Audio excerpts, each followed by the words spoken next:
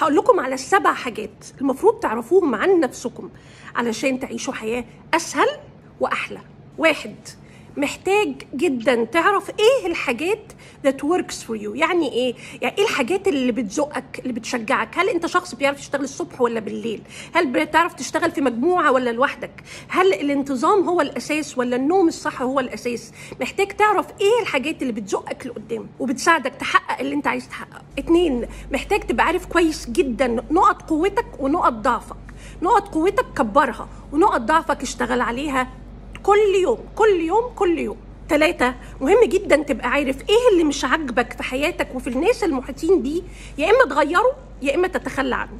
4. مهمة جدا، محتاج تعرف دورك بالظبط في علاقاتك اللي فشلت قبل كده او العلاقات اللي ما نجحتش.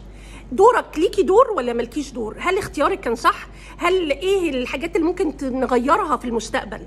الباترن اللي ماشيه بيه العلاقه محتاجه تعرفيه، ضروري جدا جدا جدا بالذات لو متكرر. 5.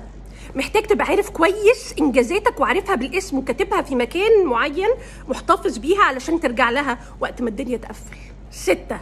محتاجة جدا جدا ومحتاج جدا تبقى عارف مخاوفك بالظبط علشان انت اعرفها احسن من الناس تقولك عليها واحسن من الناس تستخدمها ضدك. اعرفها كويس واشتغل عليها، بس الاول اعرفها، تبقى حافظها حاططها في مكان. انا بخاف من كذا وكذا وكذا، اشتغل عليهم بس الاول اعرفهم كويس جدا عشان ما حدش يستخدمهم ضدك ابدا. نمرة 7. مهم جدا جدا تبقى عارف ايه الدروس اللي الدنيا علمتها لك، وبرضه يا ريت تبقى يا اما ظاهره يعني حاضره في دماغك يا اما تبقى كاتبها. مهم جدا انا العلاقه دي اتعلمت منها ايه، والغلطه دي اتعلمت منها ايه، والشغل اللي سبته اتعلمت منه ايه، والشخص ده اتعلمت منه ايه.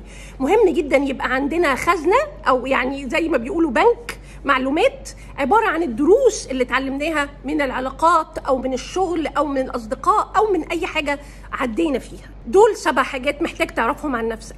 لو انت مش عارف حاجه فيهم محتاج تقعد مع نفسك وتدرسها كويس جدا، لان دي من اهم الخطوات ان الواحد يبتدي يشتغل على نفسه. دايما نشتغل على نفسنا ازاي؟ نشتغل على نفسنا ازاي؟ هو ده الشغل على النفس، ان ابقى عارف ال7 حاجات دي، ولو مش عارفهم اشتغل عليهم علشان اعرفهم.